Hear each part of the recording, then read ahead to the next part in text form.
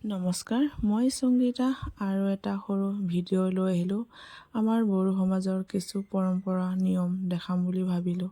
আৰু দেখিছেনে, আগলতি দুখন পাত যিটো লোৱা হৈছে, আগত চাকি এগছ তামোল পাণ লোৱা হৈছিল। আৰু এইটো আইতাই খাই ভাল পোৱা মিঠাই, বিস্কুট, ভাত এনেকুৱা বনোৱা হয়।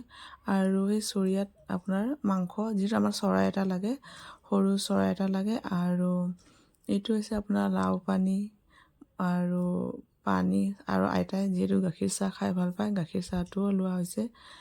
আৰু এনেকুৱাকৈ দুখন আগলতি পাত যিটো দিয়া হৈছে, বাওঁ হাতেৰে এনেকুৱা দি গৈছে খুৰাই। আৰু এই ভিডিঅ'টো বনোৱা এটাই কাৰণ, আমাৰ পৰম্পৰা বড়ো সমাজৰ কিছু নিয়ম দেখাম বুলি ভাবিলোঁ। আৰু এই কেমেৰাতে সকলোকে আবদ্ধ কৰি ৰাখিম বুলি ভাবিলোঁ।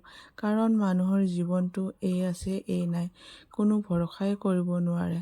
পিছলৈ যে আমিও এনেকুৱাকৈ চাব পাৰিম বা আমাৰ ল'ৰা ছোৱালী হ'লেও চাব পাৰিব, বনোৱা কাৰণটো সেইকাৰণে। আৰু যিসকলে আইতাক কান্ধত লৈছিলে, 4টা বাতি এনেকুৱাকৈ দেখিছে দিয়া হৈছে। আৰু বাতিত আপোনাৰ লাও পানী, তামোল পাণ ৰখা হৈছে।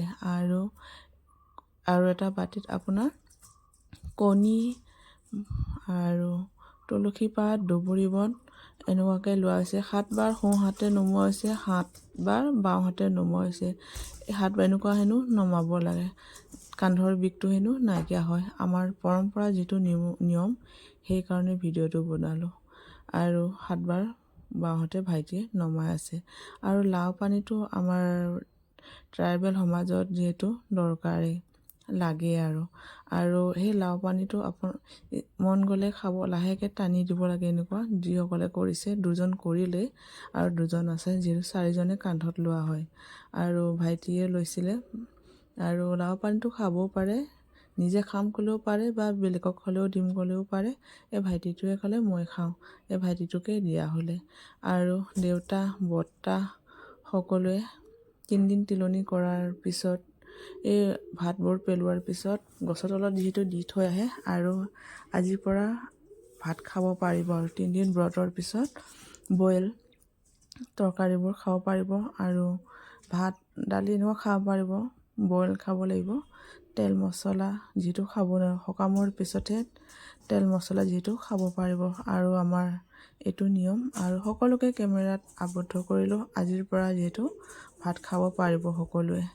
আৰু যিহেতু ময়ো ব্ৰত আছোঁ, আৰু মাতটোতে গম পাইছে যে কেনেকুৱা অৱস্থা হৈ আছে, যিহেতু 3 দিন ব্ৰত। আৰু আজিৰ পৰা আমি ভাত খাব পাৰিম, আৰু দালি, বইল ভাত এনেকুৱাকৈ খাব পাৰিম। আৰু কেমেৰাটো কৰিলোঁ, আজি ভাত খাব পোৱা ভাইটিৰ মুখত হাঁহি ওলাইছে।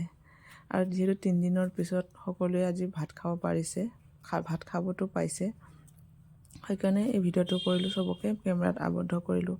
সকলো পৰিয়ালক যাতে পিছলৈও এনেকুৱাই পিছলৈ চাব পাৰিব সকলোৱে, সেইকাৰণে এই ভিডিঅ'টো বনালোঁ। নমস্কাৰ।